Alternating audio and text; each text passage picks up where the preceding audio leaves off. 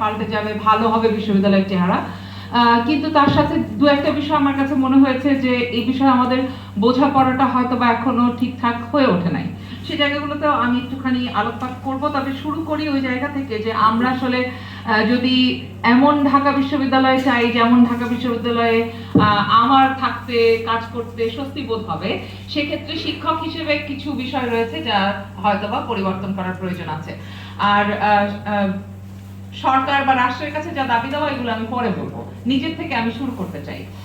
যখন আমি ঢাকা বিশ্ববিদ্যালয়ের কথা ভাবি তখন আমি এমন ঢাকা বিশ্ববিদ্যালয় দেখতে চাই যেখানে আসলে বাংলাদেশের শ্রমজীবী মানুষ কেমন থাকবে, কি করে তারা ভালো থাকবে সেই বিষয়ে আলাপ আলোচনা হয়। শুধু ঢাকা বিশ্ববিদ্যালয়ের শিক্ষক শিক্ষার্থী কেমন করে ভালো থাকবে সেই বিষয়ে আলোচনাগুলো বারে বারে হচ্ছে, অনেক বেশি হচ্ছে, সেটা হওয়াও দরকার, খুব জরুরি প্রশ্ন। কিন্তু এই জরুরি প্রশ্নের মধ্যে বাংলাদেশের বেশি অংশের মানুষ যাদের কর বা যাদের মানে যাদের দেয়া করের টাকায় এই রাষ্ট্রের বিশ্ববিদ্যালয়গুলো, পাবলিক বিশ্ববিদ্যালয় বা সর্বজনীন বিশ্ববিদ্যালয়গুলো চালু থাকে, তাদের কাছে আমরা কি নিয়ে যাচ্ছি, তাদের সাথে কি করে বিশ্ববিদ্যালয়ের যোগাযোগ স্থাপিত হবে, এই বিষয়টা আলোচনায় আসা খুব জরুরি। এবং সেরকম বিশ্ববিদ্যালয় চাই যেখানে বিভাগে বিভাগে এই আলোচনাটা করা হচ্ছে, এই আলোচনাটা উঠছে। এই আলোচনার জায়গায় আমরা কি করে শিক্ষকরা কিংবা শিক্ষার্থীরা যখন আমরা গবেষণা করি সেখানে কি করে আসলে আমরা এই জায়গাগুলোতে কাজ করতে পারি, সেটার একটা পরিষ্কার আলাপ আলোচনা এবং সরব কোনো কার্যক্রম আমি দেখতে চাই। এরকম বিশ্ববিদ্যালয়, ঢাকা বিশ্ববিদ্যালয় আমি চাই। কারণ অনেক বছর পার হয়ে গেছে, তো 100 বছর পার করে ফেলেছি এবং সেটা নিয়ে আমরা অনেক গর্বও করি, গর্ব করে অনেক বিশ্ববিদ্যালয়ের সাথে তুলনাও দেই। কিন্তু আমরা আসলে সেই তুলনার জায়গা থেকে অনেক পিছিয়ে আছি। এই কারণে না যে আমাদের অক্সফোর্ড বিশ্ববিদ্যালয়ের মতো ইনফ্রাস্ট্রাকচার নাই, অত নামি দামি সাইটেশনওয়ালা প্রফেসর নাই, কিংবা অত ভালো ভালো শিক্ষার্থী নাই। ব্যাপারটা ওরকম জায়গায় না।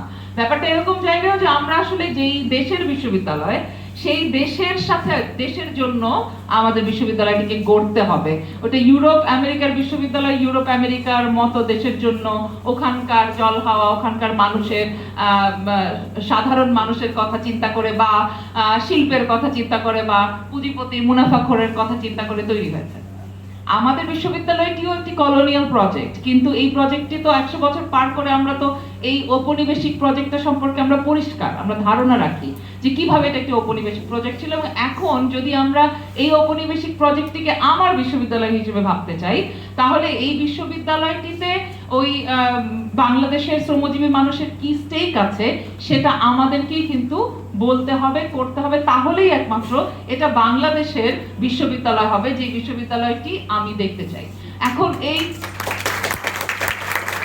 বিশ্ববিদ্যালয়কে যদি আমি দেখতে চাই যেটা বাংলাদেশের বিশ্ববিদ্যালয়, আজকের বাংলাদেশের ছাত্র শিক্ষার্থী এবং শিক্ষকরা, জনতাও যে ধরনের বাংলাদেশ চায়, সেই বাংলাদেশ গড়ার ক্ষেত্রে আমরা কিভাবে নতুন জ্ঞান সৃষ্টি করব এবং সেই নতুন জ্ঞানটার ধরনটা কি, সেই নতুন জ্ঞানটা যেটার কথা ওরা বারবার বলেছে যে এটা কি একদল পুঁজিপতির কাজে ব্যবহার হয়ে যাবে কিনা, সেই জায়গা থেকে আমার কথা হচ্ছে যদি আমরা মূল দর্শনগত জায়গায় এই জায়গায় পৌঁছাই যে বাংলাদেশের বেশিরভাগ মানুষ যাদের করের টাকা এই বিশ্ববিদ্যালয়টি চলে, তাদের জন্য যেমন বাংলাদেশ দরকার, সেই বাংলাদেশ তৈরি করতে এই বিশ্ববিদ্যালয়টিকে সরাসরি তার কার্যক্রম প্রমাণ করতে হবে, প্রকাশ করতে হবে এবং নিয়মিত এই কার্যক্রমটি তাকে করে যেতে হবে। এই জায়গায় যদি আমরা যেতে চাই তাহলে আমরা দেখি যে আমাদের সামনে কয়েকটা বাধা আছে, যার মধ্যে একটি প্রথম এবং প্রধান বাধা হচ্ছে স্বায়ত্তশাসনের নাম দিয়ে আমরা ৭৩-এর আদেশে সবচাইতে বেশি স্বায়ত্তশাসনকে অপব্যবহার করি আমরা শিক্ষকরা।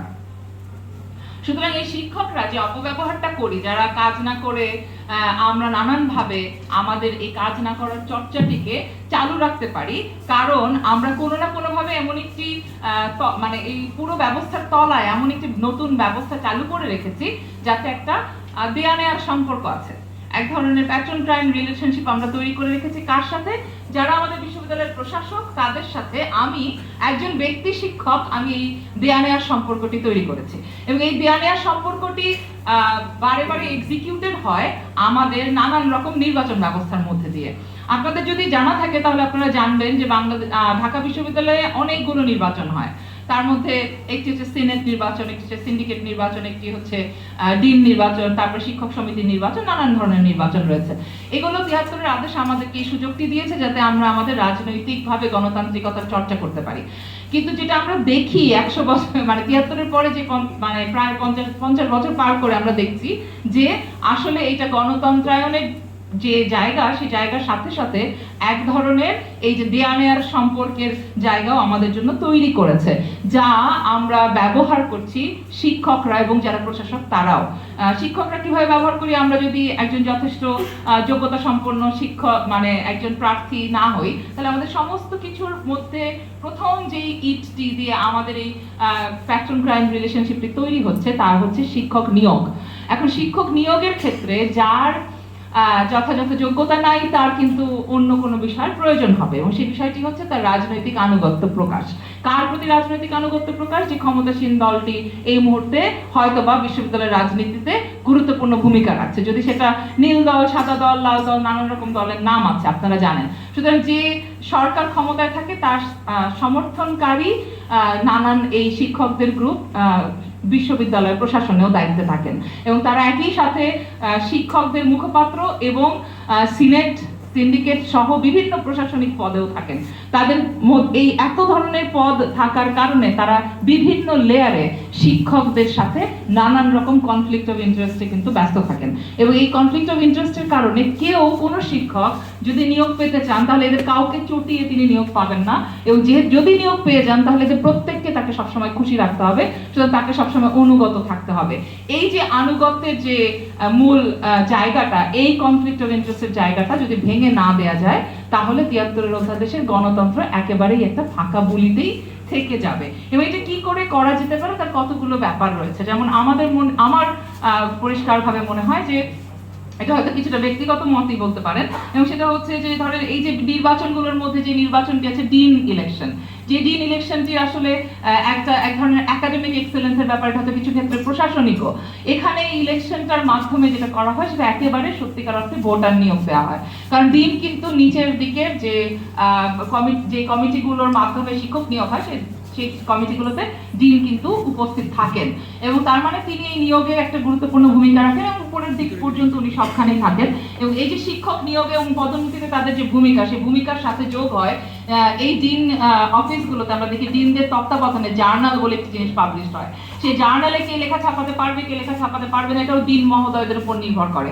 সুতরাং তারা কিন্তু কোনো ভোটারকে চটিয়ে তার একটি অখাদ্য বস্তা পচা লেখাকে ছাপিয়ে দিতে বিন্দুমাত্র দ্বিধাবোধ করবেন না, কারণ তিনি জানেন যে অখাদ্য জিনিসটি যদি তিনি না ছাপেন তাহলে ওই ভোটটি তার চলে যাবে। সুতরাং দিনদের সাথে জার্নালের এই সম্পর্ক ছেদ করতে হবে, দিনদের নির্বাচিত হয়ে আসবার যে ঘটনাটি এটিও বন্ধ করতে হবে। এছাড়াও আমাদের বিশ্ববিদ্যালয় যেভাবে চলছে, আপনারা যদি ক্যালেন্ডারগুলো পড়েন তাহলে দেখবেন যে খুব পরিষ্কারভাবে আমাদের বিশ্ববিদ্যালয়ে বিশেষ করে উপাচার্যের হাতে প্রভূত পরিমাণ ক্ষমতা কি করে যেন একীভূত হয়ে রয়েছে, যার মধ্যে একটি খুব অদ্ভুত ব্যাপার রয়েছে, যে অদ্ভুত ব্যাপারটার নাম হচ্ছে একটি বিশেষ ক্ষমতা। বিশেষ কোনো ক্যালামিটি হলে উপাচার্য তার বিশেষ ক্ষমতায় যে কোনো কিছু করতে পারেন, এবং এই বিশেষ ক্যালামিটিটি কোথাও ডিফাইন করা নাই, এবং আমরা এই আনডিফাইন্ড ক্যালামিটি সময়কার ক্ষমতাটি যে কোনো স্বাভাবিক সময়েও ব্যবহৃত হতে দেখে আসছি এত বছর। সুতরাং এই যে আনডিফাইন্ড ক্ষমতা একজনের হাতে দিয়ে দেওয়া, সেটা আমাদের পুরো গণতান্ত্রিক প্রক্রিয়ার পক্ষে খুবই বড় বাধা স্বরূপ। এছাড়া আরো দুটি বাধা রয়েছে যার কথা আমি বলতেই চাই, যে শিক্ষকদের সিনেটে এবং সিন্ডিকেটে, এমনকি শিক্ষক নিয়োগের বোর্ডগুলোতে পর্যন্ত চ্যান্সেলরের মনোনীত এবং সরকারের মন্ত্রণালয় থেকে মনোনীত অনেক সদস্য যারা সবাই এক্স অফিসিও, এদের পরিমাণ একেবারে কমিয়ে আনতে হবে, এবং এদেরকে কেন সরকারের এই সমস্ত মানে বিশ্ববিদ্যালয়ের মূল যে বাজেট এবং যে কার্যক্রম, যে প্রশাসনিক কার্যক্রম পরিচালনাকারী কমিটিগুলোতে কেন এত সরকারি লোক থাকবে সেটার কোনো পরিষ্কার ব্যাখ্যা নাই, এবং এই সরকারি লোক এখানে থাকার কোনো প্রয়োজনীয়তাই নাই, এবং এদেরকে এখান থেকে বাদ দেওয়া খুব জরুরি।